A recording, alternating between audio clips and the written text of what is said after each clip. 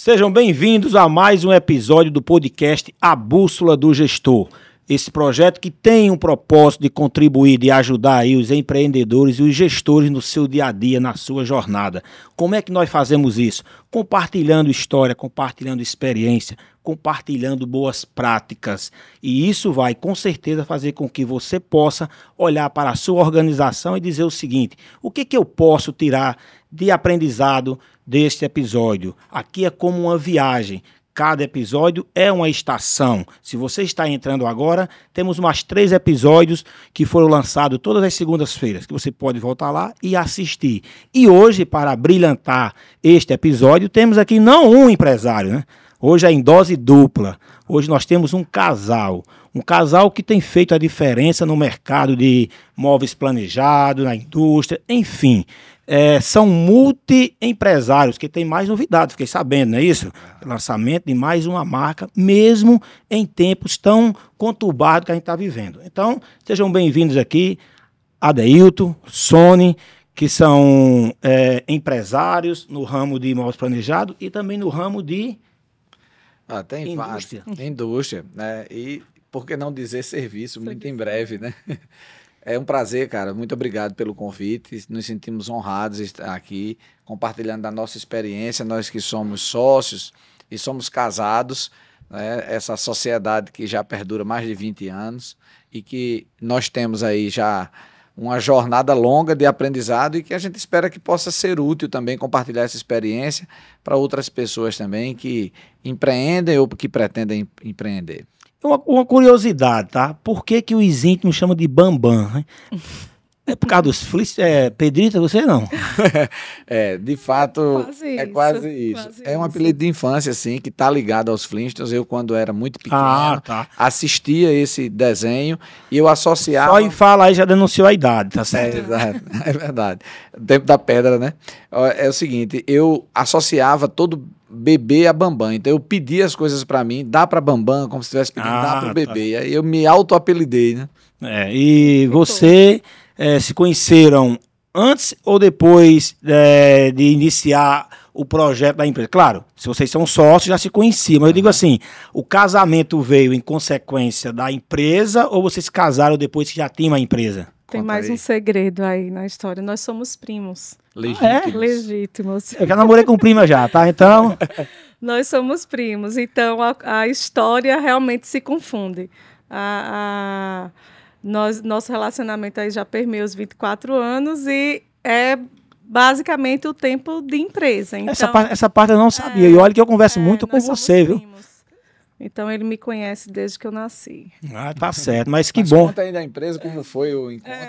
O encontro, ele foi acontecendo de forma muito natural.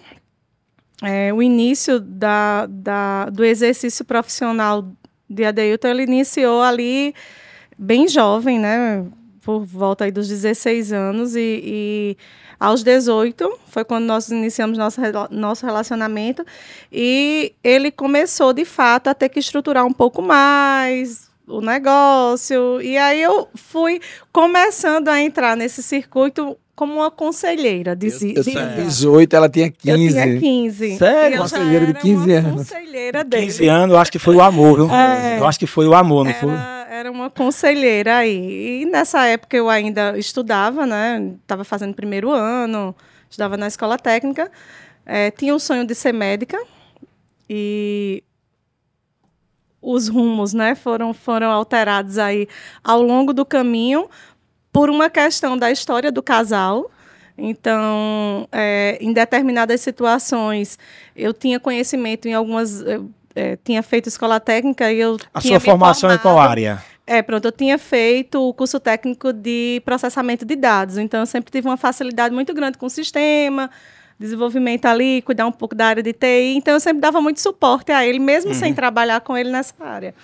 E aí, quando o sonho de medicina não deu certo, numa das decepções aí de não queria cursar outro curso, não queria fazer nenhum outro curso da área de saúde, e teve uma noite lá que eu precisei decidir. Como eu tinha saído da escola técnica, eu tinha feito o vestibular para o curso de design de interiores. E saí cancelando, né? Não vou cursar agora, não vou cursar agora, não vou cursar, vou tentar a medicina, vou tentar. E aí chegou uma hora, eu disse, não, vou fazer design, eu estou precisando fazer outra coisa e refletir o que é que, de fato, eu vou querer da minha vida. E quando eu entrei para fazer design, aí o suporte que eu já dava na área de informática... Juntou a fome ali com a vontade de comer.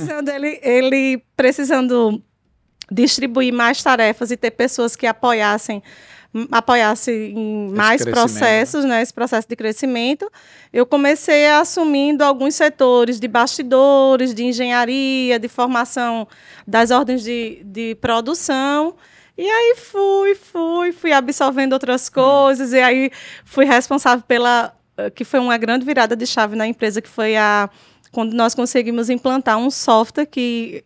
Isso nos permitiu ganhar escala de produtividade, então foi um marco muito grande na empresa. E a empresa ela vem crescendo e vocês sempre buscando melhorar os processos, sempre buscando trazer ferramentas que possam potencializar e melhorar a competitividade. O tempo todo. Então aí foram uma história aí de quase 8 anos entre namoro, noivado. Então 8 anos de existência da empresa era 8 anos de evolução da relação. E que começou a empresa nessa época ainda informal. Tá? Eu era um marceneiro autônomo, né?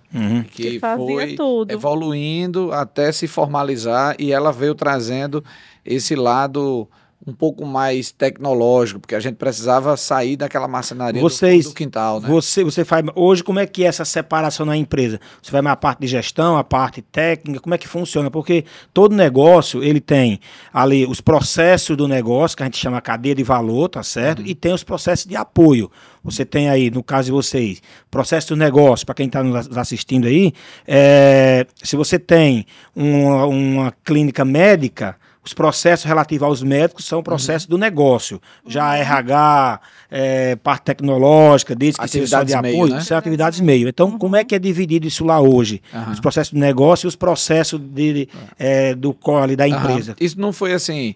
planejado, desenhado. Naturalmente, por afinidade, acabou que essa área mais de inovação, de tecnologia, ela assumindo, absorvendo, ela gosta muito também e é muito assim cuidadosa nessa área de marketing, comunicação, desenvolvimento de produto também. Ela, até por ser designer também, ela foi absorvendo isso tudo, e eu fico um pouco mais assim, na gestão industrial, um pouco mais na gestão financeira. O que é interessante a história de vocês é que vocês conseguiram, dentro do próprio negócio, dentro do próprio casamento, da própria família, né, na verdade, né, encontrar essa solução. Porque o que mais acontece, que a gente vê no dia a dia, é que você abre uma empresa porque você tem afinidade com aquela área, né? Eu sou um jornalista, eu vou lá e abro algo naquela área. Eu sou vendedor e vendo tal produto, quero abrir uma empresa. Só que quando vem a parte de gestão, é onde muitas vezes uma boa ideia, um bom projeto acaba se perdendo, porque abrir o negócio é uma coisa, fazer a gestão é outra diferente. Inclusive, esse é o nosso propósito, é mostrar que, independente do negócio que você abre, porque você tem afinidade, tá certo? Tem até um livro que eu sempre recomendo que fala muito sobre isso, que é o mito do empreendedor. Você é uma pessoa normal e de repente amanhece com uma ideia, vai lá e abre um negócio. Só que agora você tem que administrar aquele negócio.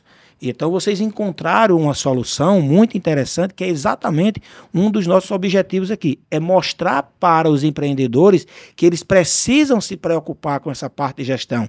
E vocês foram fazendo, muito bom sua colocação, Adair, é que não foi nem planejado, foi automaticamente vocês foram se adaptando, dividindo de acordo pela afinidade. Agora, imagina quando não tem essa pessoa que tem a afinidade ali perto, tá? É interessante você tocar nesse ponto. Nós somos formados em administração, né? Ele fez administração, eu também fiz design, depois fiz administração também. Mas tem um traço no nosso estilo de empreender, que eu acho que tem feito a diferença ao longo desse caminho, que é uma sede por conhecimento. E entender que aquilo que eu não sei, eu vou buscar ou quem saiba fazer por mim, ou quem me ajuda e me ensine a fazer.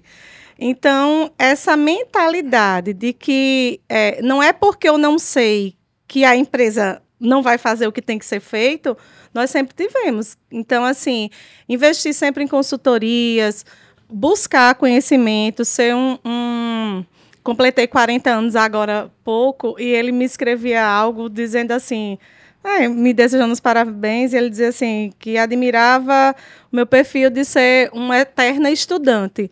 E ele nem sabe disso, estou revelando agora, mas aquilo ali me deixou muito feliz, porque de fato é algo que eu me sinto um estudante o tempo todo. Então, isso faz a diferença também.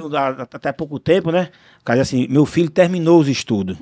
Eu terminei meus estudos. Então, assim, hoje em dia, muito, assim, eu uso sempre uma frase do poeta, né? Uma música que diz o seguinte, repare quem vai subir na ladeira, seja a princesa ou a feiticeira, é isso, né? Para ir mais alto vai ter que suar. Então, essa busca, e que a gente viu agora nos últimos anos aí, né?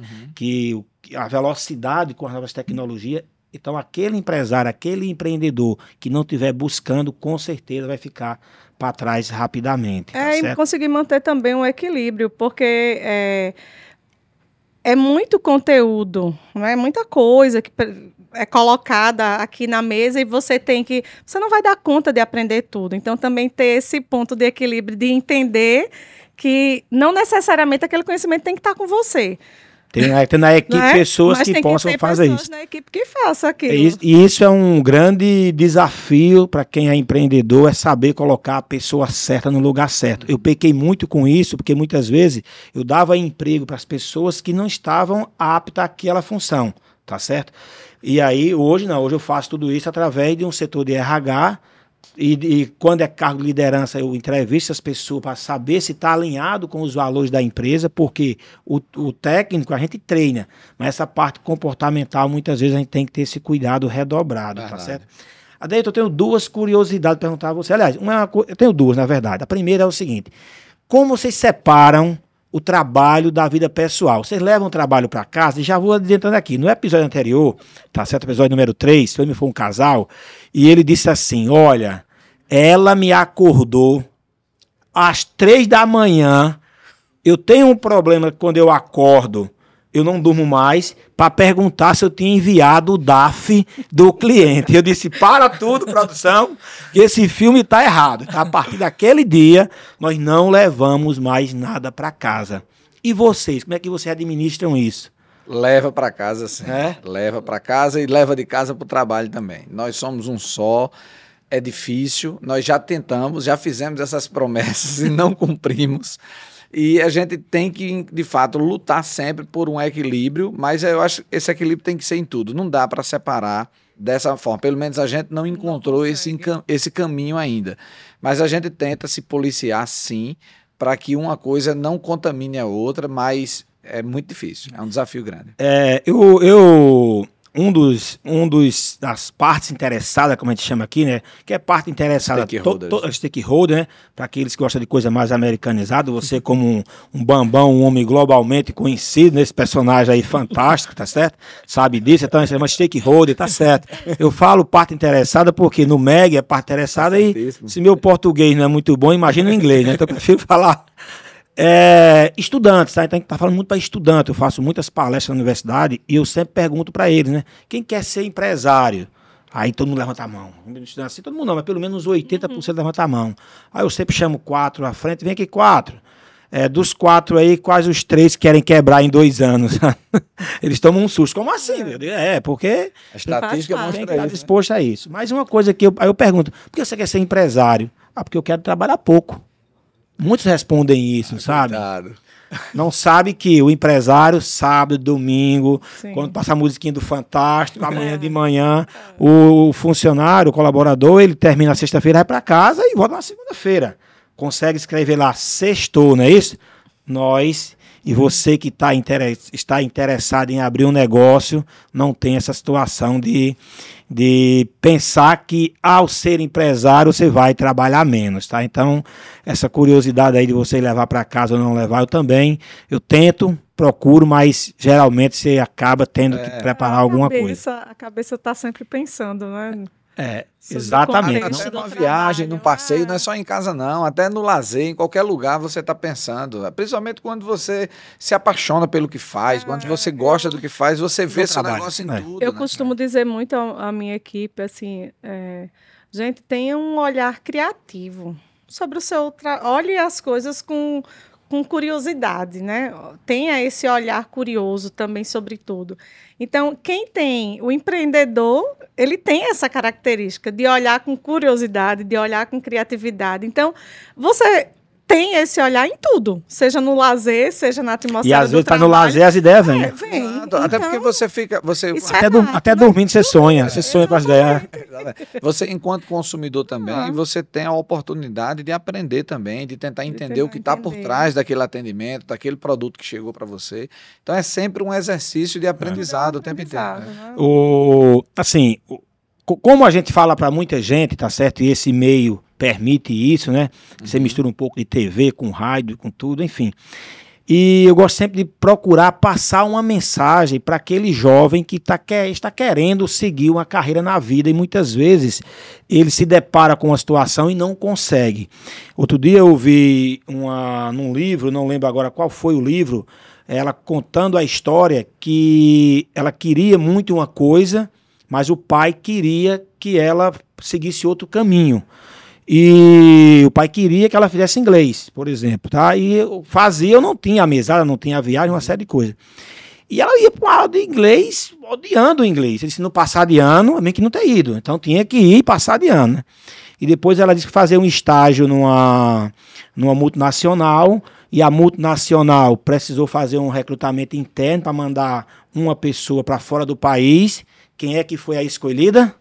Ela por conta do inglês. Tinha o inglês, tá? Então as coisas não acontecem às vezes na hora que ela acontece, ela se materializa quando ela acontece. Outro dia eu vi no discurso de Dorival Terceiro Neto na Academia Paraibana de Letras, eu tive a oportunidade de de imprimir, eu tinha uma gráfica na época, tive gráfica já, tá? Eu gosto porque eu tenho empreendimento que deu certo, me conhece muito por Josué da Dental Gold, né? Eu tenho vários empreendimentos que deram errado, eu aprendi mais com os que deram errado, um deles foi gráfica, né? E no material dele tinha assim, o destino não é uma fatalidade, percorre-se caminhos que levam até ele, tá certo? Então assim, você hoje tem essa habilidade com o design interior, né? Design de interior, é assim? Isso, de interior, porque você lá atrás teve essa experiência. Mas a pergunta que eu quero te fazer, Sônia, é o seguinte, como foi para você sonhar tanto em ser médica e não ter conseguido ser médica? Em que momento você virou a chave, ou nunca virou, ou ainda quer ser médica ainda, ou ficou com isso? Como é que você enxerga? Porque muitos jovens têm um sonho de querer ter uma profissão, tá certo? Às vezes o pai quer que o filho tenha aquela profissão, tá certo? E isso é um momento bem assim, que é um sonho que a gente tem, de repente não realizou aquele sonho. Como é que você lida com isso, ou como você lá atrás conviveu com essa situação? A decisão da mudança, ela não é fácil e ela é sofrida, porque você desiste de algo, né? Você desiste de um sonho, você desiste de algo em função de outro. Só que quando essa mudança, quando a decisão, uma vez tomada a decisão, você tem que olhar para frente e entender que aquele é o novo caminho. E, ao longo da jornada, aprender a se sentir realizada, feliz, se sentir completa, se desafiar a ser melhor naquilo que faz. Então, tomada a decisão, viver o processo é o mais importante. Eu perguntei isso para você porque eu passei algo bem parecido, tá? Eu queria ser dentista e estudei muito para ser dentista. Eu tenho algumas histórias que eu não contava, porque eu tinha vergonha de contar, mas depois que eu assisti o Alto da Compadecida, que quando o cara chega no céu, não é esse, ele é perdoado porque as circunstâncias que levaram ele a fazer aquilo eram circunstâncias. Então eu não contava isso para ninguém. Justificável. Quando eu roubava comida para estudar e falsificava uma carteira do SESC para poder almoçar no SESC. Eu pegava um cara que era do comércio e ele não usava a carteira, nem me dava a carteira. Eu ia lá, cortava a foto dele, colocava a minha, botava os pinguinhos de coisa ainda. Já fui até, como é que é? Falsificador, está ali uma para. Mas eu não contava para quê? Só para ir para o SESC almoçar. Mas todo dia, pelos princípios que eu tinha, que minha mãe me ensinou, que não podia. Mas eu não tinha como alimento para comer. Não podia pagar um almoço. Morava sozinho aqui. E eu sei que todo dia era um medo quando eu ia, né? Mas para estudar. Eu estudava, mas a escola eu pagava, eu estudava no CA, uma escola bem conhecida aqui de João Pessoa, para poder fazer um bom vestibular para ser. E eu escolhi uma profissão que eu não tivesse patrão. Esse era meu sonho. Queria ser dentista. Fiz o vestibular e não passei para dentista. Passei na segunda opção na época, só tinha 2 faculdades aqui, você fazia federal ou fazia Unip. Não tinha essas oportunidades de hoje em dia que você faz até online, não é isso? E naquele momento para mim foi um baque muito grande, não podia pagar a Unip e nem queria a segunda opção porque eu queria ser dentista, né? E aí me veio uma lembrança naquele dia de quando eu tinha aula de educação moral e cívica, é assim que lê, né? O SPB, é isso? Tem as duas. Não sou dessa época, e o não, SPB. mas eu me lembro que... Eu sou do Uber pra cá, porque eu sou jovem há mais tempo, tá? E aí, eu tinha também aula de religião. E na aula de religião, eu tinha 8 anos na época, e ela contou uma história que eu nunca esqueci. Tinha um cara que queria ser padre, tá certo? E ele foi lá para ser padre. Durante o seminário, ele se apaixona por uma menina e, como a igreja não permite, ele teve que abandonar o seminário em nome do amor. E casou, tá certo? Casou com essa menina e disse, ó, já que eu não fui padre, eu quero um filho que seja padre. Aí ele tem uma filha.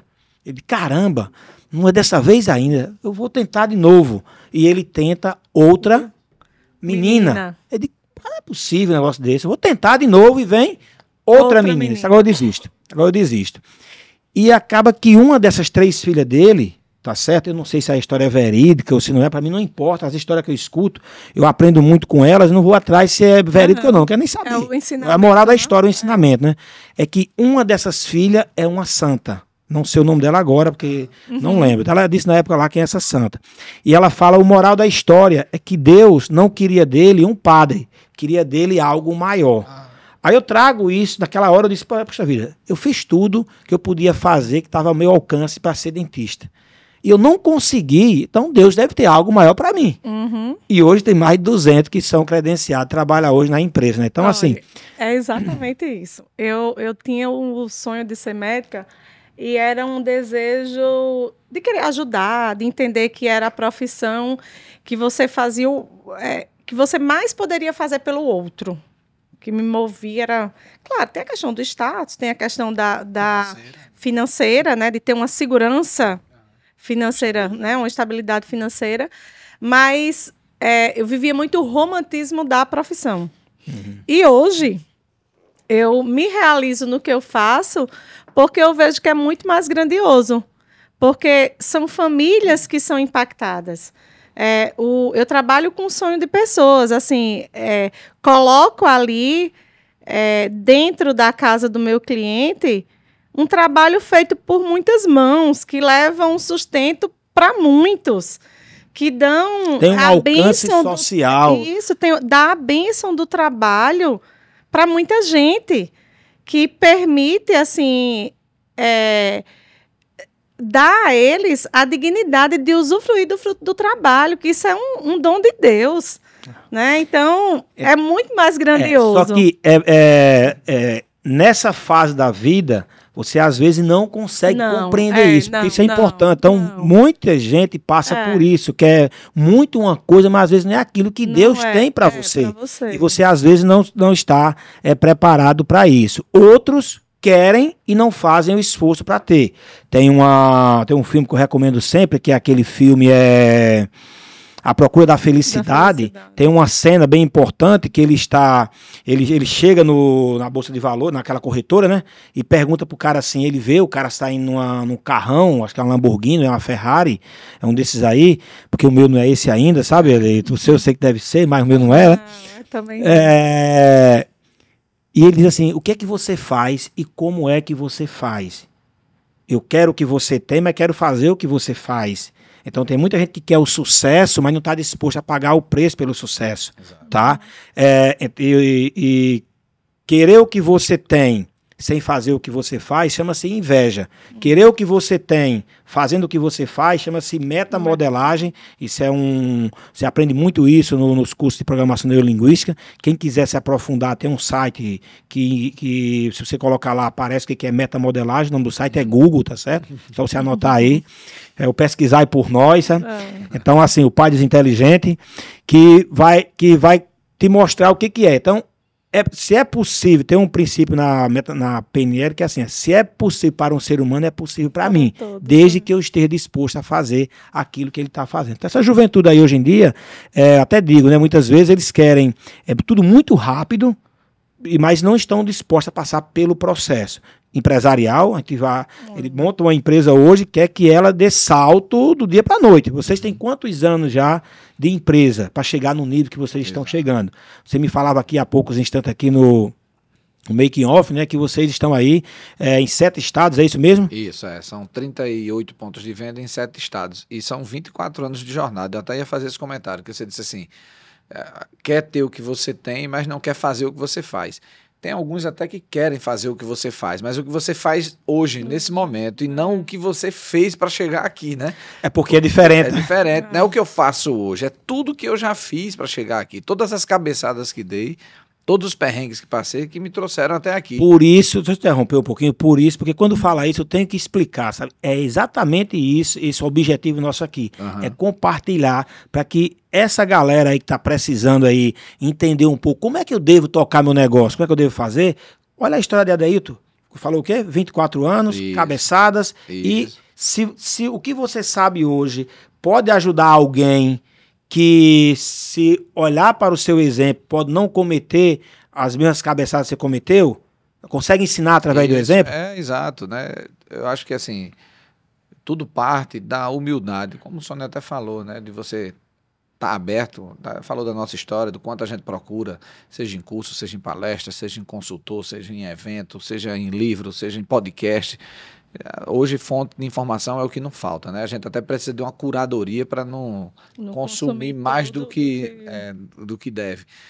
Mas, antes de tudo, parte dessa humildade de reconhecer as suas limitações, de conhecimento e de experiência também. Então, quando você olha para alguém que está bem sucedido e você não olha com esse olhar de inveja, e sim com um olhar de admiração, de respeito, aí você vai ver que tem uma jornada para chegar ali, né? E até a experiência também tem nos mostrado que a gente pode aprender muito com o erro do outro, muito. Porém, também tem situações em que só vivendo para aprender, né? Tem que você mesmo ir lá. Eu já cometi isso várias vezes, de acreditar que eu poderia fazer diferente. Né? Não é porque você passou que eu vou passar, não. Eu vou provar que é diferente. Algumas vezes deu certo, mas em muitas outras não. O tempo me mostrou que eu estava errado. Eu pergunto sempre no final, mas você tocou nesse assunto, eu vou perguntar no meio, tá? O que você ou você pode responder, fizeram, tá certo, que não fariam novamente? E o que vocês fizeram que fariam novamente? Qual foi, em outras palavras, tá? Qual foi o maior erro que vocês cometeram? Tá certo? E o maior acerto estrategicamente? Eu sempre digo que, eu brinco muito de que eu nunca cometi erro na minha vida, tá? Você fez aquilo, deu errado. Eu digo, não, mas não errei. Naquele momento, com a capacidade cognitiva que eu tinha e com a experiência que eu tinha, eu tomei a decisão que era possível tomar.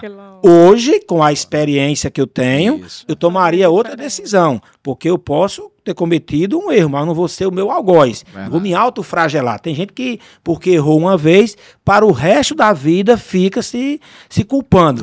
E se você não vira a chave, sai do problema, tira o aprendizado e vai embora, então vocês empresarialmente, o que vocês cometeram que atrasou vocês alguns anos? Claro, tirou o aprendizado, teve um ganho secundário, né? Eu tive um episódio específico que foi me afastar da empresa para exercer um cargo público por 4 anos, em um momento que eu imaginava que a empresa estivesse preparada para a minha ausência, mas não estava, precisava muito de mim, não tinha processos estruturados como deveria. Para ser muito franco, nem hoje ela é 100% organizada nesse nível ainda, para eu me ausentar. Eu trabalho para isso, para me tornar dispensável, né? Me tornar inútil para a Mas empresa. também quando você está organizando uma, já abre outra, né? Tem esse desafio, tem esse lado também. Mas eu acho Tudo que... é uns cavalos selados na frente É, dele. tu sabe do bicho carpinteiro, não sabe? Não. Que é aquele besouro que é comendo a madeira, por exemplo, tem? Sabe qual é? Sei. Chama bicho carpinteiro, não é isso? Conhece não essa expressão, não? Não. Olha que eu sou do ramo. É, Essa é cupim, pô. Não, também é cupim, tá? Mas chama bicho carpinteiro o nome dele. Eu até depois me inteirar melhor, mas a gente usa essa expressão para falar do empreendedor. Aquele bicho que é comendo sempre assim, frio, e você Vai cavalo subir, selado, vai lá e faz. Tudo é. Aí você saiu para exercer um cargo público. Pois é, aí essa minha ausência da empresa nos gerou uma dificuldade muito grande no ano de 2008 para 2009. Eu digo até que a gente não quebrou, porque assim, eu nunca deixei de honrar nossos compromissos, mas a gente trincou. O que tinha, vendeu, zerou o jogo e começou de novo. E foi um grande aprendizado. Realmente a dor ensina muito, né? A dificuldade ensina muito. E acertos, eu acho que se eu tivesse que pontuar, talvez seja essa humildade, né? De reconhecer nossas limitações, de acreditar que você pode ter, não só nessas fontes de conhecimento que eu citei, em consultores e tal, mas inclusive no próprio time, né? Pessoas que possam ser melhores do que você em certas áreas. Eu acho que esse é um dos acertos. Se eu errar, você me corrija aí, mas provavelmente nessa época que você saiu da empresa, afastou-se um pouco para exercer um cargo público, você não tinha na época, se eu errar, me corrija, tá? Eu tô olhando aqui, eu não sei o que aconteceu, mas você não tinha uma política de reuniões de resultado pelo menos uma vez por mês, olhar os números, saber os números relativos à satisfação de cliente, a clima organizacional, mas isso aí tinha gestão por indicador. é isso aí que acontece com 99,99 ou com 100% dos empreendedores, sabe? Principalmente aquele que tem, eu falei empreendedores. O que é o empreendedor? É aquele que fica toda hora vendo uma forma de melhorar a vida das pessoas. Esse é o empreendedor. Quem é o gestor? O que faz a gestão desse empreendimento. Então, quem tem esse sangue de empreendedor na veia, ele sabe abrir negócio e sabe ver oportunidade, mas fazer a gestão é outros 500. E aqui nós temos esse objetivo de mostrar para essa pessoa, você quer se afastar, você quer ficar fora da empresa, fique, não tem nenhum problema. Mas primeiro você organiza a casa, se prepare para e fique monitorando. Isso. A minha empresa está indo bem ou está indo mal. Então esse seu exemplo ele é muito bom para a gente exemplificar para quem está nos assistindo aí ou nos ouvindo o que a gente pretende, é mostrar que tenha esses cuidados para você não trincar. Você trincou, tem uns que quebram. Eu quebrei, tá? Diferente, tá? Não, e vou dizer mais, assim, como a gente até comentava aqui nos bastidores, né? A nossa vida é um livro aberto, a gente não tem o que esconder. A minha também é, mas ninguém quer ler, sabe? Ainda hoje, nós temos muito que melhorar. Nós já temos alguns processos, alguma gestão por indicadores, mas a gente ainda precisa evoluir muito, inclusive que a gente está contando com o seu apoio, né? Com a Abraço Inova. O Adeilton, não falei isso no começo, e a Sônia aqui, as empresas deles são duplamente meus clientes, né? Isso. São meus clientes aí na Dental Gold, somos nós que tratamos lá os sorrisos. E também da FV Gestão, porque quem é nosso cliente na Dental Gold tem as ferramentas da FV Gestão. A FV Gestão é uma empresa voltada exatamente para ajudar esses empreendedores. Então vocês usam lá hoje a Universidade Corporativa, usa também avaliação de desempenho dos colaboradores e também a pesquisa de satisfação dos clientes, né? De fidelidade. Por sinal, terminei hoje de 6 supervisores meus e gerente. Dá um trabalho fazer, mas é muito bom o feedback no final. Então, eu sempre recomendo, né? Você pode ter a melhor empresa do mundo, Adeilton e Sônia, quem está nos assistindo aqui, nos ouvindo, mas você precisa de pessoas para tocar. Porque prédio, equipamentos, máquinas, qualquer um compra, mas montar uma oficina móveis planejado, montar uma santo, com esse DNA, tem que chamar aqui e fazer a coisa acontecer. E por falar nisso, me explica como é que funciona? Vocês têm aí a fábrica e vocês têm aqui a oficina. E agora vem uma nova marca, explica aí para... explica essa. Hoje o contexto, nós somos um grupo empresarial, onde nós temos a Santo, que é a fábrica, nós temos uma frente comercial que atua aí no mercado mais premium, que é a oficina. Nós temos uma outra marca chamada Viva Móveis Planejados, que é uma marca que não é franquia ainda. Nós estamos no processo de formatação. Então, logo que finalizado esse processo, vai surgir a franqueadora. E a marca Viva, ela se propõe a ser uma marca lifestyle de móveis planejados. Hoje ela aparece no mercado de uma forma ainda muito discreta. Nós já temos 7 Nós temos lojas 7 licenciadas lojas no usando essa Nordeste. marca há 7 anos. Certo. E agora que a gente está formatando a franquia para um projeto de Pra um expansão projeto mais de forte. E como é que vocês estão formatando essa estrutura jurídica e funcional? Vocês, porque o que vocês estão fazendo é o que muitos empresários querem fazer, querem abrir outros negócios.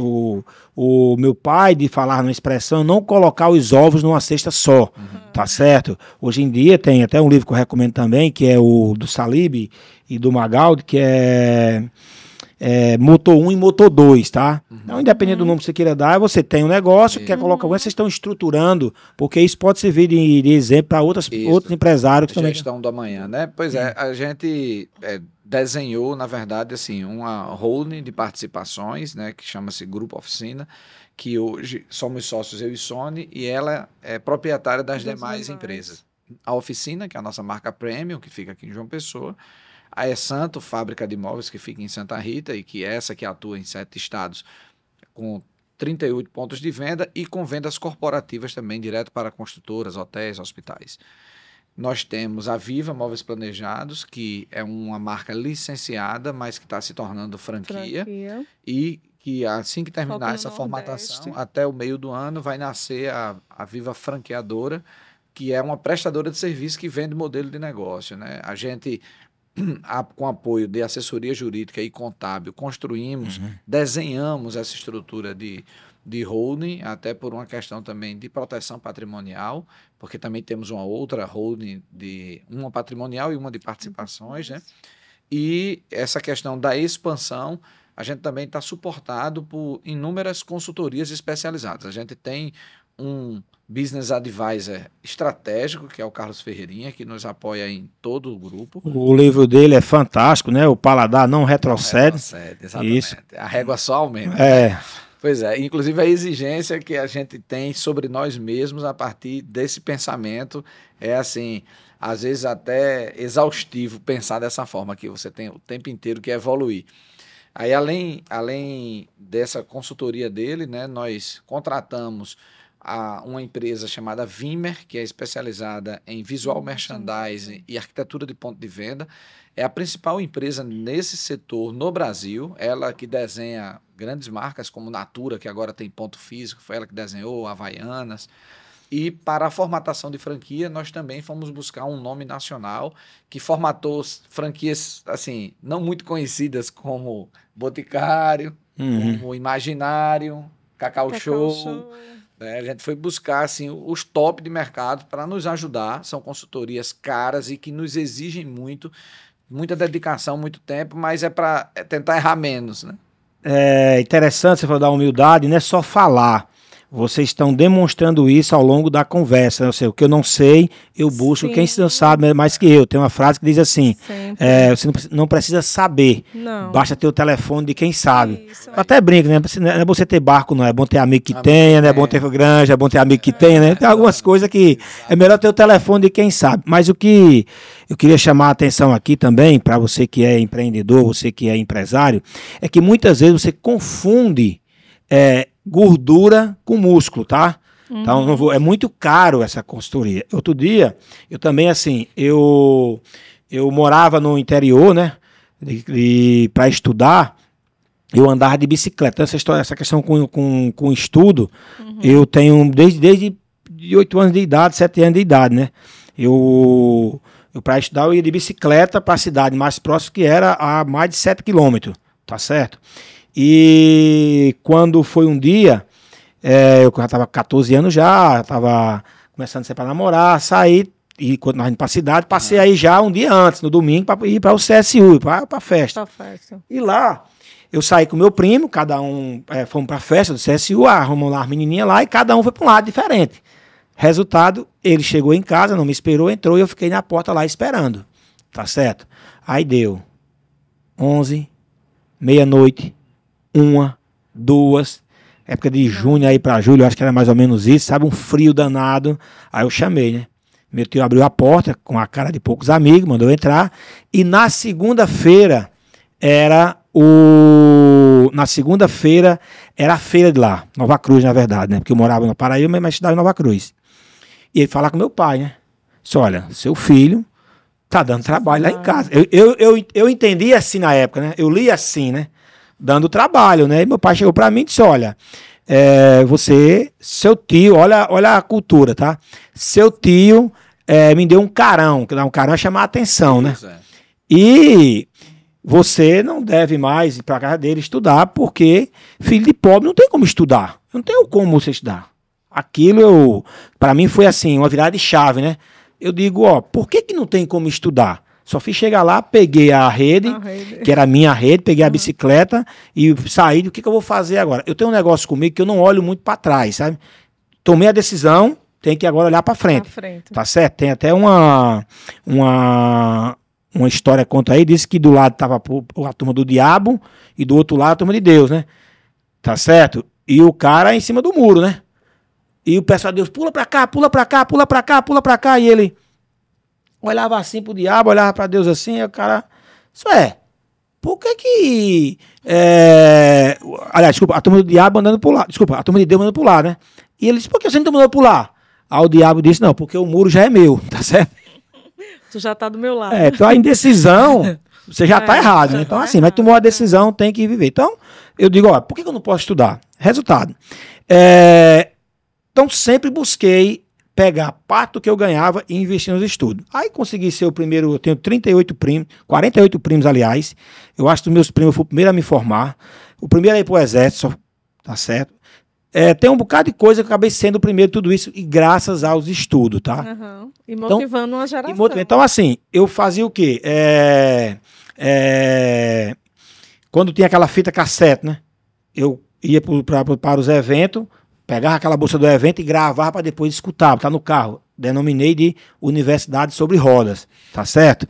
E até hoje, aí ver os podcasts agora, cara, os podcasts para mim é maravilhoso, sabe? Então, eu tenho, toda semana eu escuto podcast, vou caminhar e coloco os podcasts. Bom, e aí nessa vontade de se aprender, comprando material, fui negociar com a equipe de Raul Candeloro, da revista Venda Mais, porque dizem que eu aprendi, que eu vendo bem, não sei, é o que diz, né? Mas meu resultado por onde eu passei sempre bati minhas metas. Mas eu vendia muito no estado da arte, isso é importante. Vender tem o estado da arte, ó, fulano nasceu para vendedor, você tem jeito de vendedor. Se bem que isso hoje é falácia, né? Porque principalmente quem vende produtos técnicos tem que aprender um pouco mais sobre o produto. E o celular, as novas tecnologias deram poder ao comprador. O cara chega, sabe mais do que muitos vendedores. Mas eu fui comprar o material Virou tirador de pedido. Né? Exatamente, porque já chega sabendo já. E aí eu liguei para a revista Venda Mais, né, uns kits, né, que já vinha pronto para cada fundamento da venda, prospecção, abordagem, negociação, objeções, tudo tinha um manual, um livro, né? Eu liguei para lá e perguntei assim, né? Quanto é? Aí eu dei lá o preço, né? Como bom comprador, porque o bom vendedor é um bom comprador, tá certo? Perguntei, eu disse o quê? Tá caro. Ela me disse uma coisa que eu nunca esqueci. Ela disse, quanto custa você não saber? Ó, foi um direto aqui e aqui, eu fiquei nocauteado na hora. Eu disse, como é que eu faço para pagar? Pago como? A expressão que ela usou foi assim, quanto vale o seu conhecimento? Para ser mais preciso, me veio a memória agora, sabe? Quanto vale o seu conhecimento? Então, muitas vezes, tem empresários que acabam não investindo em consultoria, não investindo em processo, porque ele acha caro. Isso. Tá certo? Deixa eu te dizer, eu tenho vários colegas que quando eu comento isso, aí o cara pergunta, e quanto foi que tu pagou? Aí quando eu digo, cara, tu é doido, rapaz. Eu conheço fulano que faz por tanto, que faz por tanto. Eu vejo isso sempre, sabe? E assim, não me arrependo. Também não vou dizer que eu só acerto, né, cara? Com certeza o cara pode ter conseguido uma solução melhor aqui, ali pode ter acontecido. Mas também não me arrependo dos investimentos que fiz. É porque você traz todo o capital embarcado, todo conhecimento. E nós somos esponja, assim, que se comporta nos processos de consultoria como esponjas mesmo, assim, aquilo que é feito a quatro mãos, precisa ser... E tem a questão da vivência que você traz com uma consultoria, com experiência, com rodagem, com quilometragem. Por exemplo, a gente abre caminhos, facilita tantas coisas. A gente está discutindo agora um plano de cargos, né? E a gente tem uma proposta de uma consultoria nacional e de uma local. Nada contra o local, nós somos locais. E a gente sabe que tem muita gente local que é muito boa. Mas a pergunta que eu fiz para o meu RH foi: qual é a experiência que tem? Em quanto tempo? Porque o que acontece é o seguinte, olha só, o plano de cargos é um negócio que você vai ver o impacto dele no longo prazo. Então, não é só uma solução agora. Aí eu vou implementar a minha empresa e daqui a 5 anos eu vejo uma repercussão, uma distorção, uma injustiça de salários. Quanto custou? Quanto custou isso? Então, assim... Não é... o barato e o caro é relativo, né? Às vezes você R$1.000 pode ser caro e 100 mil pode ser barato. É avaliar qual risco você está disposto a correr. Exatamente isso. E tem mais uma coisa que o Sônia falou aqui, que é super importante. Quando a gente contratou essas consultorias para esse projeto Viva, uma coisa que eu nem esperava. Eu contratei esperando o conhecimento, a experiência, o trabalho de consultoria especificamente. Mas aí aconteceu alguns fatores e chegou até nós aí um fundo de investimento para conversar conosco. Uma conversa informal, tá tudo bem, vamos lá bater um papo, não custa nada. A gente começou a conversar e o cara, beleza, achou interessante e tal. Um dos sócios do fundo. Cara, quando a gente disse quem era o time de consultores que a gente tinha contratado e que estava falando, ele disse assim, pare, não precisa mais dizer mais nada. O peso que tem esse time que a gente contratou para o nosso negócio. Ele disse, se você aí na Paraíba teve coragem de contratar esse time que eu conheço, você está agregando conhecimento ao seu projeto. Meu pai, é tipo assim, é caro ou barato. Meu pai disse, contar uma história que quando o cara chegou no Pau de Arara, né, tinha assim, primeira classe, R$3. Segunda classe, R$2. Terceira classe, R$1. Caramba, isso é tudo igual, meu amigo? Tudo igual. Vou pegar mais barato. E entrou. Quando chegou na frente, aí disse que entendeu quando o caminhão atolou. Primeira classe, fica nos seus lugares. Segunda classe, desce. E terceira vai desatolar o caminhão, tá? Então, assim, tem uma... E outra coisa, quando você traz um consultor, deve ter todos os cuidados, eu brinco sempre, porque assim, consultoria, quando eu faço as minhas palestras, eu sempre pergunto se tem consultor na plateia, porque senão eles vão bater em mim depois, tá? Então aqui eu posso falar porque eles não estão aqui, a não ser que eles me encontrem na rua, mas eu vou correr, tá? Quem contrata um consultor, geralmente, acha que contratou quem? O solucionador. O solucionador. É um semideus, tá? É um semideus. E o consultor, quem é? É o cara que só vai apontar problema. Ele vai dizer, você fez errado aqui, você fez errado. Por que você não fez isso? Ele pede, diz que o consultor pede o seu relógio para dizer a hora, né? Ele disse que você já sabia, né? Mas o consultor, na grande maioria, Sony e Adeilton, eu digo que eu passei por isso, você acha que contratou um semideus. E ele acha que ele é Deus, tá? Ele tem solução para tudo muitas vezes. E não é bem assim.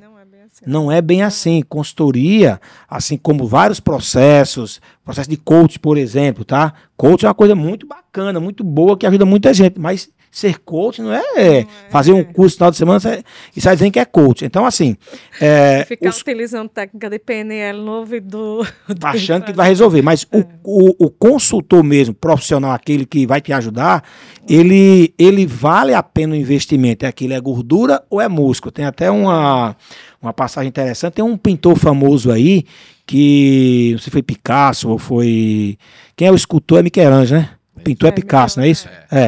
Eu confundo muito. E o cara chegou e disse, quanto é para pintar um quadro? Ele disse, $1.000. Ele disse, mas por 1 hora de trabalho? Eu disse, não, por uma vida. Por uma vida. Minha história. Minha história. Então você não compra. Agora mesmo estou comprando um software agora. E eu digo para minha equipe, eu não estou comprando o imputar cliente e fazer o processo. Estou pegando o know-how que eles têm. Então, se eu tenho uma atividade hoje que eu estou lançando no mercado, eu preciso de um software e eu vou desenvolver, que eu tenho uma empresa de desenvolvimento de software também, tá certo? Eu desenvolvo o software, mas vai ser muito limitado aquele escopo. Primeiro vai demorar na linha do tempo. A curva de aprendizado demora muito. É melhor que eu contrate alguém. Porque aí eu vou poder fazer aquilo que eu faço e os processos de apoio eu vou acelerar. E muita gente, às vezes, achando que vai economizar, quer ver uma economia grande que alguns querem fazer com a publicidade. Olha, meu sobrinho faz. Não, tem um amigo meu que o filho dele faz. Mas a qualidade daquilo ali, tá? Então, parabéns aí por vocês estarem sempre buscando, não é à toa que vocês chegaram aonde chegaram e aonde querem chegar, né? Qual é o próximo passo? Não, e vou dizer, já tivemos também decepções com consultores também no passado, né? A gente já teve essa curva de aprendizado também na contratação, na contratação. Agora a gente já tive meus preconceitos também com consultores, mas hoje a gente consegue ver que quando você traz um especialista, aquele cara naquela área vai saber muito mais do que você. Agora, eu hoje, por exemplo, se chegar um cara que sabe tudo de todas as áreas, eu vou desconfiar. Mas um especialista na área, Daí a importância de você esclarecer bem o escopo do projeto e pegar a referência aonde você fez, tá certo? Me diz onde você fez, você liga e pergunta de maneira profissional, tá certo? Porque assim, todas as áreas têm profissionais que são, eu diria assim, a palavra, vou dizer, melhor tecnicamente, essa é a palavra correta, tá certo? Melhor tecnicamente. Mas ele não consegue fazer tudo. Mas por isso, mas só que é preciso que ele tenha essa capacidade, tá certo? De dizer, eu não vou pegar esse trabalho. Eu tive um caso bem interessante.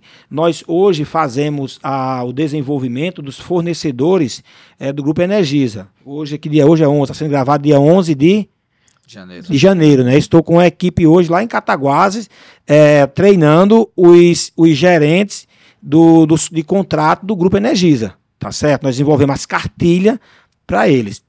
Então, começamos com um projeto só de avaliação de fornecedores, depois evoluímos para fazer os workshops e agora formatamos uma cartilha à luz do modelo de excelência da gestão e estamos treinando esses gerentes para quando eles contratarem já dizer, o que eu espero de vocês é esse nível de gestão. O que acontece? Um desses fornecedores que tem mais de 500 milhões de contratos, tá certo? Porque assim, na época ele tinha, tá certo? Esse mercado de distribuidora elétrica, sabe? É um mercado que tem grandes obras, grandes projetos. Então são contratos grandes. Queria que eu fizesse uma consultoria para ele, tá certo? Eu até poderia fazer alguma coisa para ele, tá certo? Uma consultoria mais específica, porque o que nós treinamos? Nós temos um escopo. Nós avaliamos a gestão e nós criamos as OM e monitoramos. Mas quando ele precisa de algo mais específico, nós recomendamos que ele busque outra consultoria. Por exemplo, tá? A parte de segurança é muito específica, nós não temos esse know-how. Nós recomendamos outro. Eu quero fazer detectamos que ele não tem um plano de carreira e salário. Você precisa dessa consultoria para fazer. O nosso modelo já recomenda várias consultorias. Ele queria que eu fizesse tudo. Eu digo, primeiro, tá certo? Eu te pago bem, porque ele confiava em mim no que a gente estava fazendo. Eu digo, eu não vou pegar esse contrato. Por que eu não vou pegar? Tá certo? Primeiro, eu não domino como eu domino a outra parte. Uma coisa é você chegar aqui e gravar um podcast que eu estou acostumado a falar. Se for escrever um livro é diferente. Tá certo? E segundo, eu passaria a ser avaliado agora por algo que eu não sou tão bom. Então eu recomendei ele para um amigo meu que é especialista nessa área. Não estou querendo aqui ser melhor do que ninguém, tá? Mas poucos consultores que eu conheço faria isso. Isso é honestidade, pô. Ia tentar fazer. E aí, quem vai contratar consultor tem que ter muito cuidado. Onde é que você fez que deu certo pegar a referência? E aí o que eu acrescento é o seguinte, você vai buscar a referência do consultor, mas é importante também você pegar a referência da empresa para a qual ele prestou consultoria, porque muitas vezes o consultor até faz a parte dele, mas a empresa não fez a dela. Porque fazer consultoria é fazer com você, não é para você. O consultor não vai resolver a tua vida. Ele vai te ajudar a dar os caminhos, mas quem vai amassar o barro, como você diz, é você, pô. É você que vai fazer. Seu time, né? É você, é claro, você e seu time, é quem vai fazer. Tem umas piadas maldosas sobre o consultor, né? Diz que o cara ia viajando, né? De férias, tá? Ó, não trabalho com nada, consolando de Rove ali, né? Aí passou assim, tinha um cara com um monte de carneiro, né? Aquele pastor de ovelhas ali, ele parou o carro para as ovelhas passar.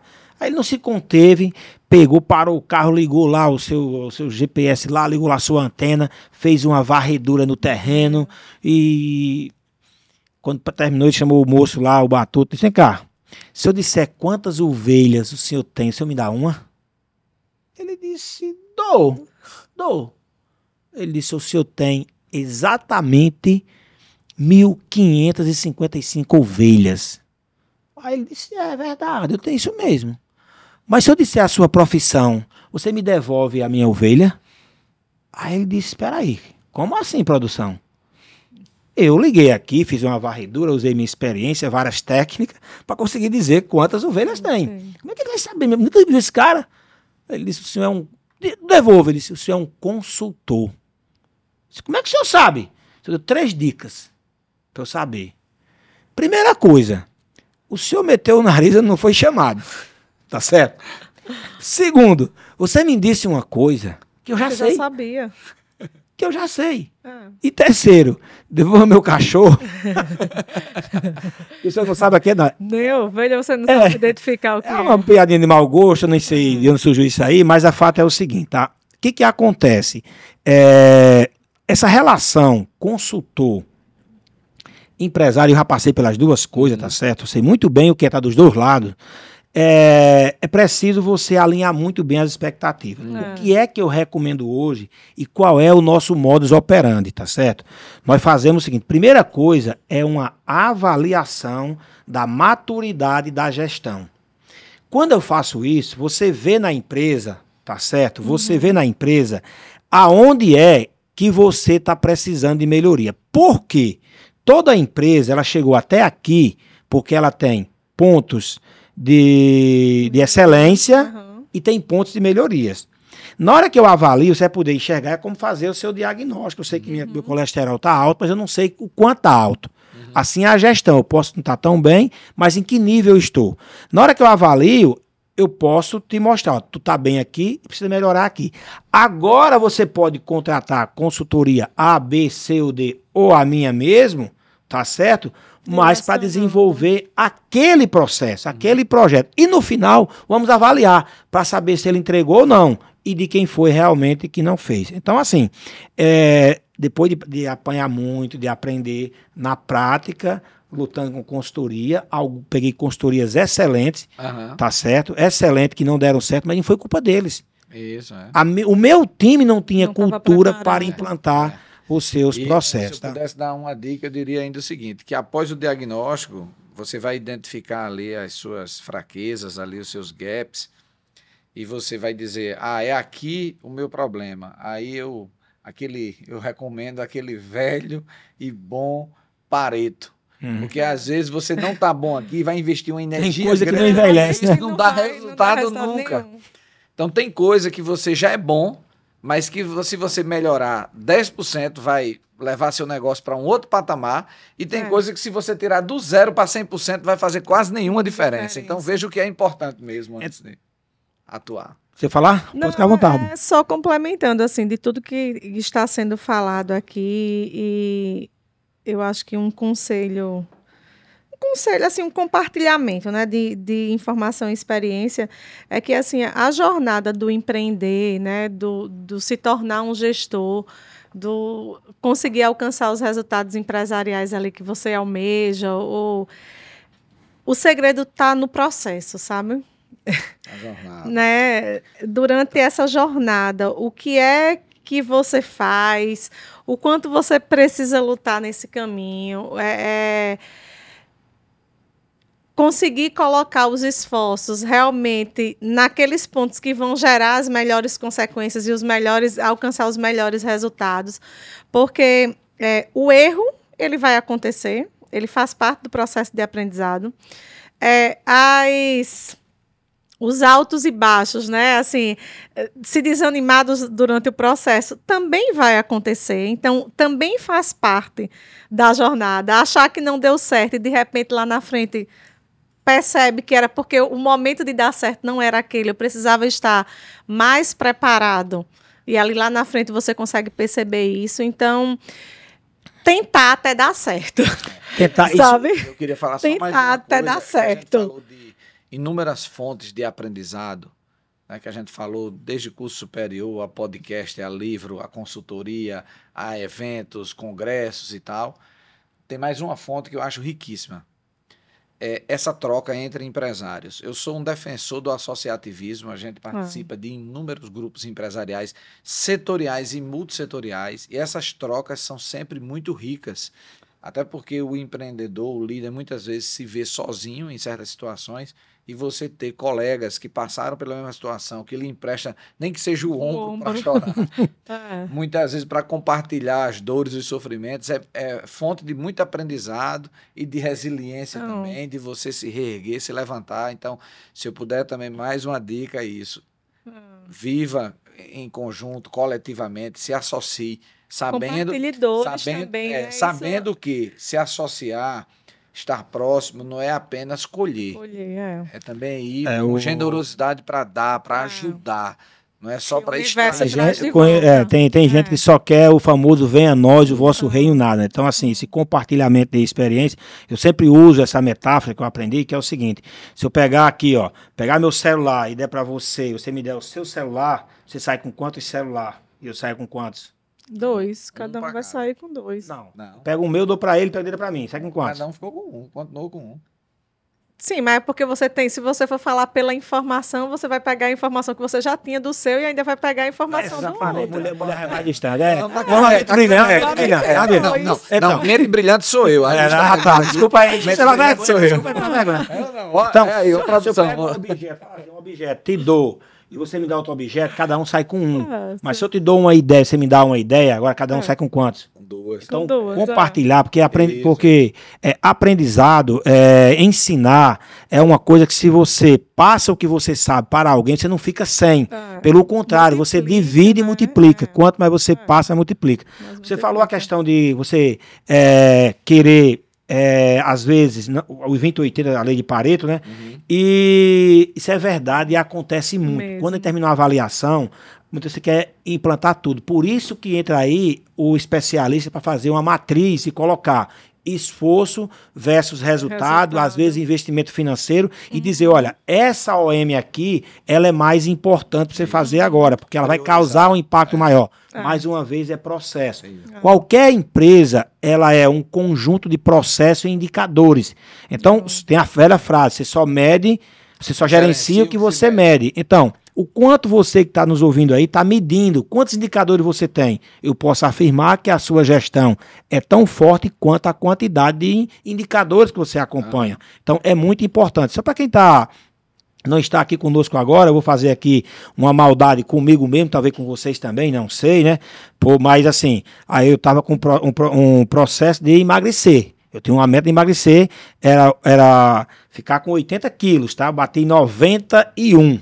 Tá certo? Ficar com 80 quilos. Então, esse é meu processo, era esse. Pode mudar de assunto? Não. Pode não, porque eu gosto de massacrar meus amigos, para eu sofrer com eles também, tá? Isso é uma coisa que muita gente quer emagrecer, até quem não precisa quer emagrecer. Aí, resultado, eu fui bem, mas relaxei agora no fim do ano, só panetone ganhei 2, aquilo não é de Deus. Não é de Deus, aquele panetone trunfado, aquilo não é de Deus, tem controle sobre a gente. Eu sei que juntando isso com o restante das compras e tal, ganhei, já estava bem próximo ao objetivo, cheguei a 84, voltei para 87, tá? Mas, bom, isso pode está acontecendo ou ter acontecido com muita gente nesse período, tá certo? Bom, eu quero dizer com isso, se você diz assim, eu quero emagrecer, tá certo? Qual é a primeira coisa que eu tenho que fazer? Com quantos quilos eu estou? Segundo, quanto eu quero perder ou reduzir, seja lá como você queira pronunciar, porque há alguns que dizem que é melhor dizer que vai reduzir, que vai perder a mente e não aceita. Enfim, tirando essa parte aí. Agora, quais são os caminhos que eu tenho para fazer isso, tá? O que a gente escuta por aí? Fecha a boca e faça exercício. Aí você fecha a boca, às vezes pergunta doença, porque emagrece demais, errado, faltando proteína, faltando vitaminas. Às vezes você faz exercício que no seu corpo não está pronto, não responde, ou você não tem digamos, mais idade para aquilo ali. Eu tenho um amigo meu que começou a fazer muito exercício e teve um problema aqui nessa articulação aqui, que lá no interior chama de pá, aqui na pá, tá certo? Na pá, não, essa parte aqui da bacia. A pá é em cima lá no interior, tá? Pá é bacia, não sei o nome científico, eu não sei, que eu não sou médico, tá? Por quê? Porque ele fazia exercício mais do que o corpo dele.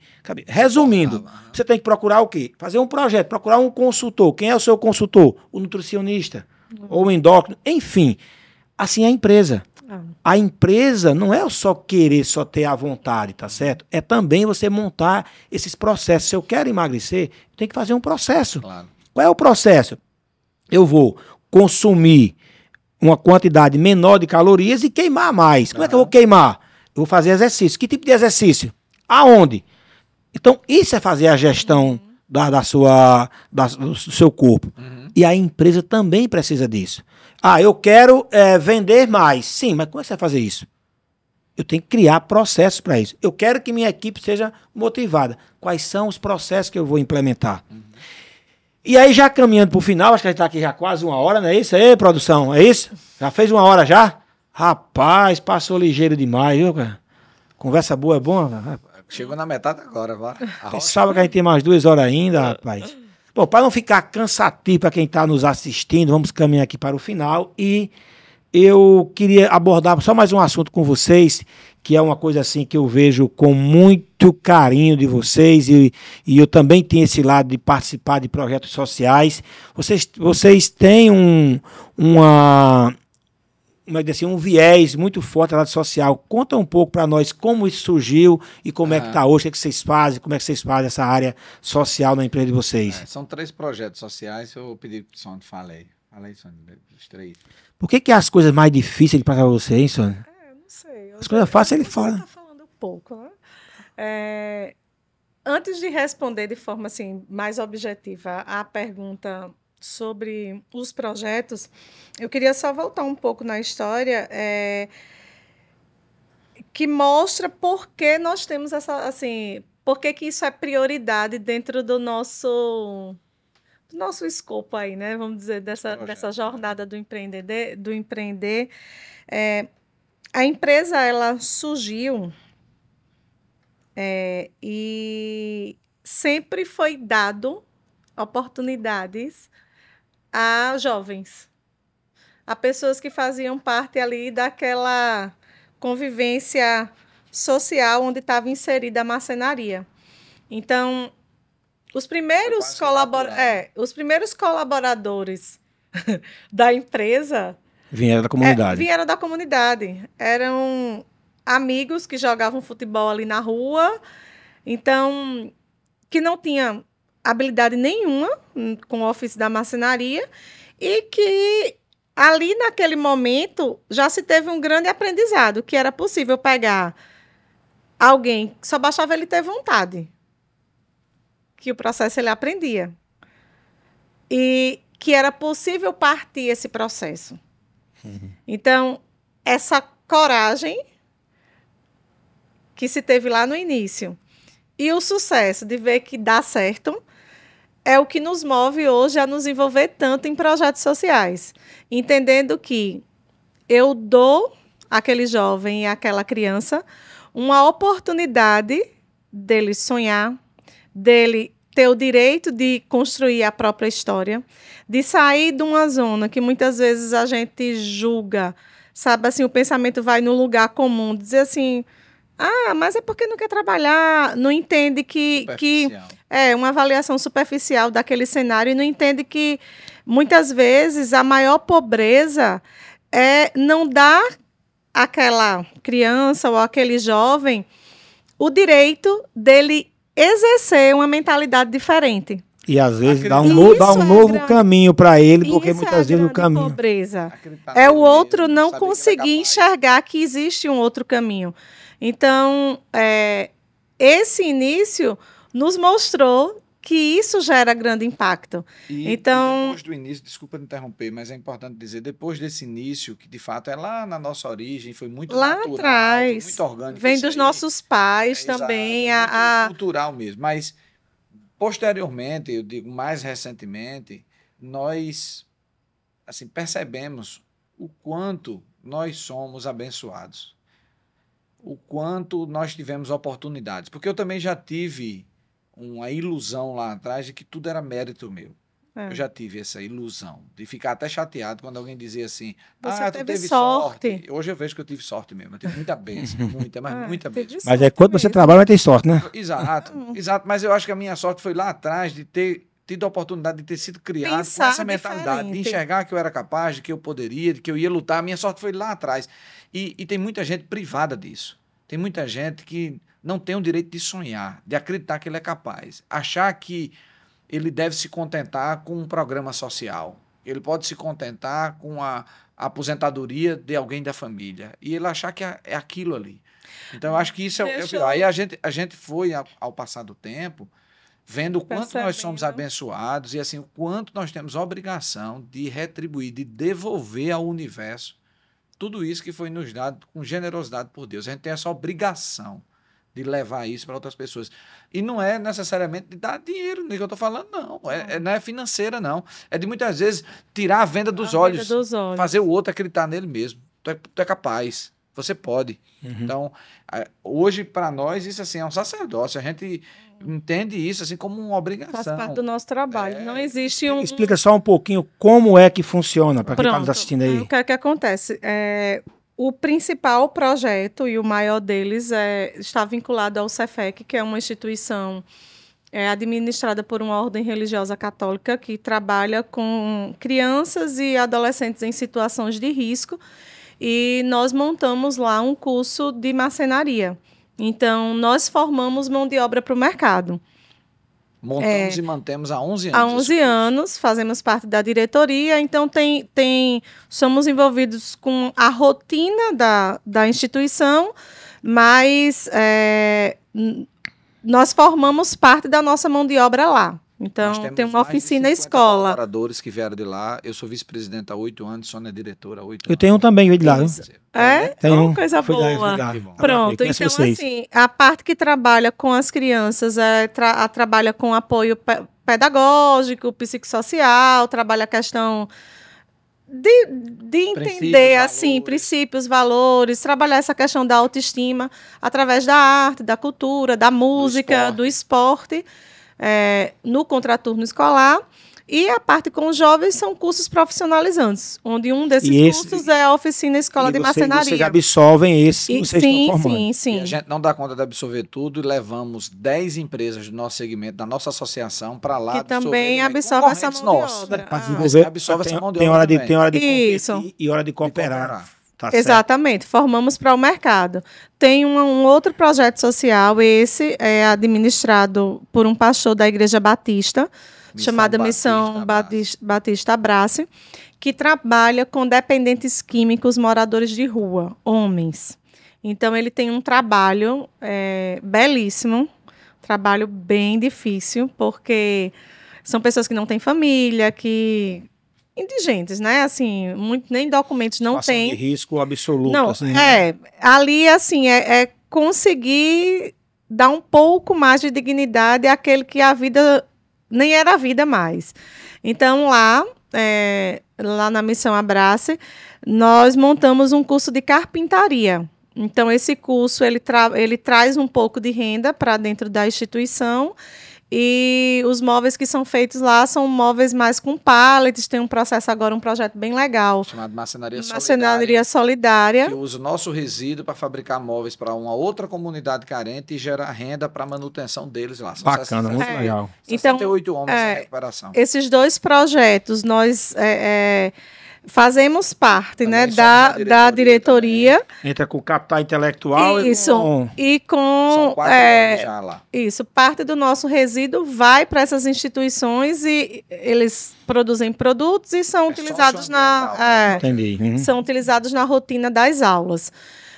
Tem um outro projeto também que nós apoiamos, esse é um projeto mais assistencialista, mas que a gente está ajudando aí. Nós fazemos parte do conselho, que é a Associação São José, uma associação também ligada à igreja, lá em Mangabeira, que trabalha muito com distribuição de alimentos, sopas, distribuição de pão e leite. E catequese. Mas eles fazem um trabalho, também iniciaram um trabalho de profissionalização. Então, por isso que eles foram até nós. Isso. Ajuda, né? Nós fazemos parte do conselho. Há uma franquia também aí, uma franquia social, viu? Fazemos parte do conselho. Levar o know-how de vocês. A gente tenta levar um pouquinho dessa expertise do universo empresarial, porque assim, é uma coisa também que nós aprendemos ao longo do caminho, sabe? Muitas vezes, o desejo de ajudar, ele também passa um pouquinho, mexe um pouco com a vaidade de você querer crescer e montar o seu próprio projeto e... Tem muita gente ter a sua fundação, o seu projeto social. Você já me desencorajou a fazer, encorajou a fazer o outro trabalho. Exatamente. Tem muitas instituições precisando de ajuda. E nós que somos da esfera privada, Josué, a gente tem muito a contribuir, muito. Não, nós, inclusive, ganhamos um prêmio de inovação social pela parceria entre iniciativa privada e terceiro setor e parceria de leigos com religiosos. Ganhou um prêmio de reconhecimento disso pelos resultados alcançados pela parceria. Só os religiosos não conseguiriam, eles precisam de ajuda. Mas juntos nós conseguimos excelentes resultados. Sim, então, sabe, apoia, deixa a vaidade de lado, né? Bota isso, pisa nisso. E apoia quem sabe fazer bem feito esse trabalho. Porque... Melhor do que estar pensando em abrir muitas vezes uma instituição própria. E às vezes nem dá certo, não consegue fazer. Porque e o trabalho é muito maior. Talento deles. Quem trabalha com projeto social, eles têm uma habilidade que nós não temos. E isso precisa ser enxergado, sabe? Mais até que habilidade. Dedicação exclusiva e absoluta. 24 horas por dia eles vivem isso. Eu tenho 3 sítios lá no Conde, tá certo? Eu quero comprar uma granja, logo 3, né? Não, já que eu tenho 3, só de um eu vou fazer um projeto social aqui. Tá certo? Aí eu pensei, o que eu faço? Vou trabalhar com dependentes químicos, né? Não sabia nada como é que funciona. Aí fui visitar os ambientes que tinha para aprender, né? Visitei um em Campina Grande, fazendo alguma coisa, visitei um que tem no próprio Conde e visitei outro. Vai para conhecer, né? Foi uns 4. Quando foi um dia, eu cheguei lá, no domingo de manhã. Fui nesse não. Quando eu chego lá de manhã, meu amigo, tinha lá uma confusão, e o cara que correndo assim, esse aqui tá com crise de abstinência, temos que pegar ele, não sei o que. Aí começou a me contar, cara, não tenho estrutura para isso, tá certo? Então, assim, é muito importante vocês falarem isso, tá certo? Porque muita gente até... E você me ensinou uma coisa que eu liguei para quem não sabe, né? Você também tem o hábito de acordar cedo, né? Sim. E às vezes a minha primeira conversa do dia é contigo, tá? A segunda, na verdade, que eu faço sempre minha reunião com Deus quando eu acordo, sabe? Quando eu abro os olhos, eu agradeço por estar em cima da terra e não embaixo dela. E depois, você é um dos primeiros que eu falo quando eu acordo. Assim, isso acontece várias vezes no mês, né? E aí, uma das coisas que eu compartilhei com você foi, estou pensando em abrir um projeto social com dependentes químicos, já vi que não é minha praia, não é isso? Eu quero ver, disse, o que você vai ganhar com isso? Né? Como assim? Qual o seu ganho com isso, né? Ele estava querendo levantar se era ego, o que era, né? E, realmente, apoiar instituições, eu acho que isso é mais importante, muitas vezes, porque eles têm o know-how do que você querer, mais produtivo, inclusive. E tem, assim, instituições que estão simplesmente fechando, porque precisa também ter um olhar de gestão sobre isso. E quem faz bem feito o trabalho na ponta, que é do apoio, eles têm esse déficit, eles têm esse gap da gestão. Com certeza, com certeza. A gente entra e se complementa. Então, assim, essa é uma parceria. Às vezes a gente fala assim, vem aí as pautas ESG, tem muita empresa que já está querendo criar circunstâncias. Nossa, mas isso é uma coisa que deveria ser natural, porque faz bem à saúde das empresas mesmo. De falar mais uma coisa também, nessa jornada aí de 11 anos de dedicação, eu aprendi também uma coisa muito valiosa, a diferença de ação social para responsabilidade. Ação social, normalmente a gente faz quando pode, quando sobra, quando dá tempo, quando no final do ano tem um dinheirinho, compra 100 cesta básica e agora eu posso comprar meu jet ski de consciência tranquila porque eu ajudei, posso trocar de carro. E responsabilidade social é você assumir um compromisso que pode faltar até o da viagem, mas aquele compromisso não pode faltar. Eu posso até deixar de vir para o teu podcast ou ir para uma reunião lá do Farol, mas eu não vou deixar, que também é um trabalho social, mas não vou deixar de ir para a reunião que eu tenho marcado lá na Missão Batista Abraço. Então, responsabilidade social é isso, é eleger aquilo ali como uma das prioridades e você assumir responsabilidade. Você não é quando sobrar. E vou dizer, cara, isso é tão bom. A gente descobre, depois do tempo, o quanto isso é prazeroso, o quanto isso dá sentido à nossa vida. Eu vejo tanta gente falar de propósito, é tão bonito, mas eu vou dizer, prática, nada melhor do que viver isso. Viver, assim... Escrever, depois escreve. Eu tenho dúvida zero de que o maior beneficiado de tudo isso somos nós. Mas não é que eu vou ser beneficiado no futuro, prospere. É o sentimento de devolver, de fazer a sua parte como cidadão, como ser humano. Exatamente.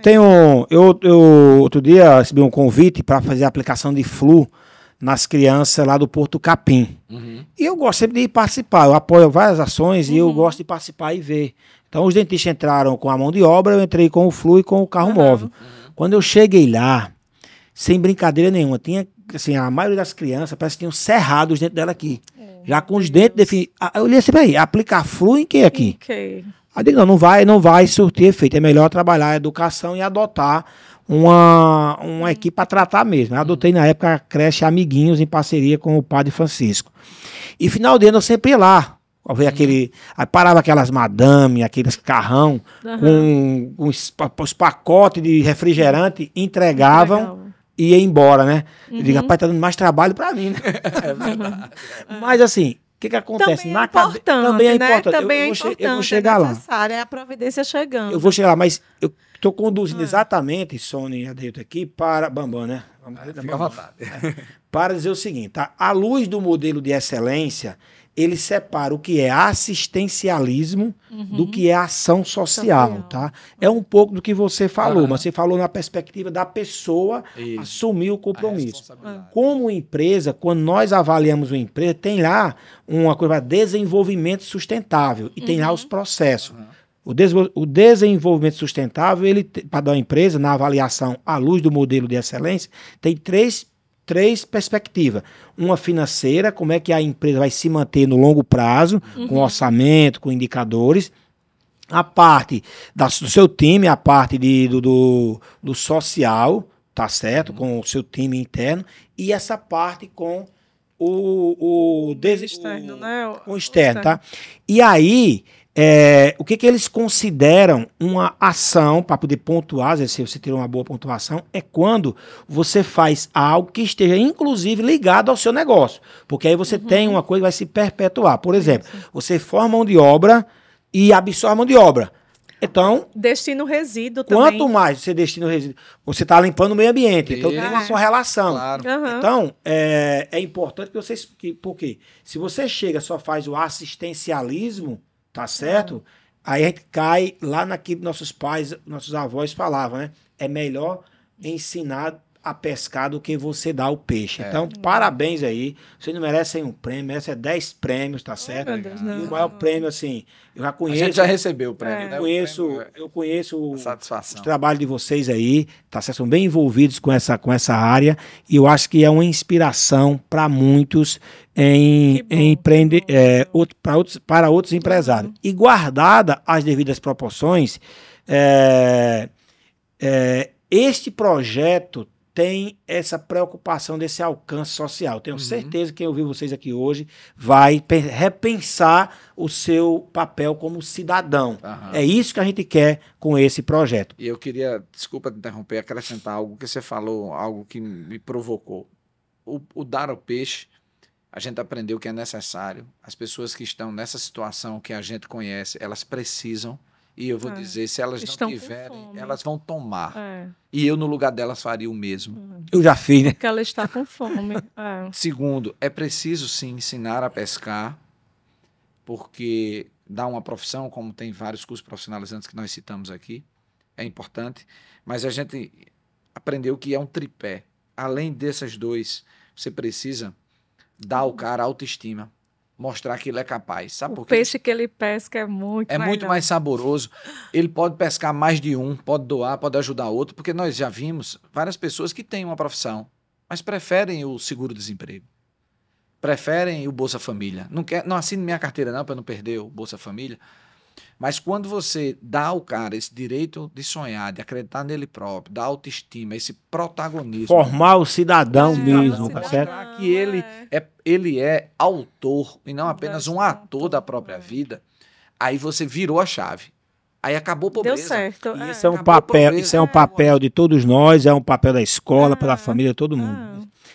Bom, caminhando agora definitivamente para o final, quase não saí, hein? O que vou perguntar para os dois, tá? 1 minuto para cada um agora. Acho que estouramos aqui, nosso tempo aqui muito. Mais 1 minuto, tá? Em poucas palavras, o que vocês diriam para esses jovens que estão chegando agora no mercado de trabalho? Esses que estão com a síndrome do pensamento acelerado, tá certo? Esses que nós, em um determinado momento, usamos o celular, né? Para fazer de babá, fica aqui que quer almoçar, daí agora essas telinhas estão aí tirando. O que vocês diriam para eles que estão querendo empreender? Qual é o conselho, qual a dica que vocês deixam para eles aí? Pode fazer um bate-bola também, tá? Fala. Eu vou falar algo que eu tenho refletido recentemente, até externei isso, não sei se você vai se recordar. A sociedade cobra de nós, enquanto pai, de criar um cidadão obediente, ordeiro, que respeite. E foi assim que eu criei meus filhos. Eu tenho um filho de 13 e uma filha de 11. Ao mesmo tempo, eu, como empregador, espero desse meu filho ou do filho de outro, que quando chegue a fase do trabalho, que ele seja ousado, que ele desafie, que ele busque, que ele tenha iniciativa, que ele tenha atitude. Quando eu criei ele para ele esperar. Eu criei ele para pedir licença. E eu estou esperando um cara que lá na profissão peça mais desculpa do que licença. Que ele ouse, arrisque e quando errar, peça desculpa. Mas eu criei o jovem para pedir mais licença do que tentar. Então, eu me vejo nessa contradição. Então, se eu pudesse dar uma dica para um jovem, eu diria assim, o equilíbrio entre a ousadia de arriscar, de tentar, de ter atitude, mas também de ter respeito, de ouvir o mais experiente, de obedecer à ordem, buscar esse equilíbrio. Encontrando isso, eu acho que é um bom caminho para empreender ou para ser um intraempreendedor também, né? O equilíbrio é importante em tudo, realmente. Sônia, quer completar? Uma dica que complementa, mas você focar num ponto. Você trouxe a questão das telas, e eu diria o seguinte, que na vida real, aqui no mundo do trabalho, não dá para simplesmente fechar um aplicativo e eu não quero mais não, fecha o aplicativo e vai embora. Não é assim. Então, acho que nós temos aí um grande desafio, porque nós somos de uma geração que viveu o antes,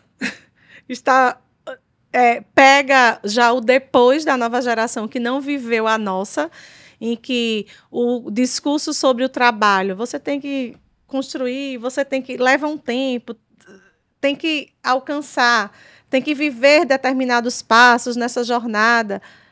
Nós vivemos isso para chegar no sucesso do trabalho, suportar. Ter resiliência, suportar. Mas já chegou no mercado de trabalho, eu já tenho pessoas no meu time que é assim, que não viveram isso. Escutou falar, isso é uma realidade muito distante. Não consegue entender, porque não viveu. Então, é frágil, desiste rápido. Não viveu, desiste rápido. Não viveu as experiências. Pensa que é só... eu saio do aplicativo, eu deixo o celular aqui. Não é assim. Dificuldadezinha no emprego, não sair. Desiste rápido e fácil. E a vida não é assim, porque esse desistir hoje, deixar para lá hoje, lá na frente, Vai ter uma geração que vai pagar esse preço por desistir aqui. Porque o papai, mamãe, o vovô e vovó não vai estar mais aqui. E como é que vai ser, né?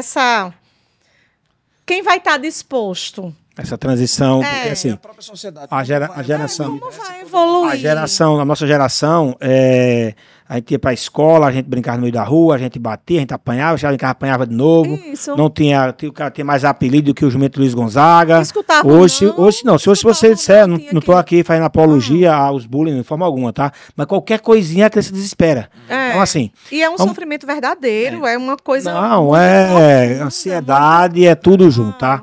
Bom, gente, agora vamos realmente encerrar o bate-papo. Definitivamente chegar ao final. Mas Papo assim, bom, né? papo bom, para mim é sempre uma aula para conversar com empresários, com pessoas, aprendo muito e eu espero que também as pessoas que têm essa oportunidade, o nosso objetivo maior aqui é levar as boas práticas, os cases, os aprendizados com os acertos e os aprendizados com os erros também, porque aprender com os erros é sinal de inteligência, com o erro dos outros é mais inteligente ainda, mas com os acertos dos outros. Na minha empresa tem um valor que chama aprendizagem contínua. O que é isso? É você aprender com as experiências, tanto boas como a experiência ruim. Então, para você que nos acompanhou, que nos deu esse privilégio aí, nos deu essa carona no carro, ou na academia, ou caminhando, quero agradecer aí pela paciência e espero que você tenha conseguido aí tirar alguma coisa. Se isso foi possível, valeu a pena, porque nós estaremos aqui cumprindo a nossa promessa e fazendo que o nosso propósito chegue até as pessoas que precisam melhorar a qualidade de vida, melhorar a sua gestão e assim ter um país melhor, ter um Brasil aí que todos possam se orgulhar cada vez mais, porque orgulhoso eu já sou.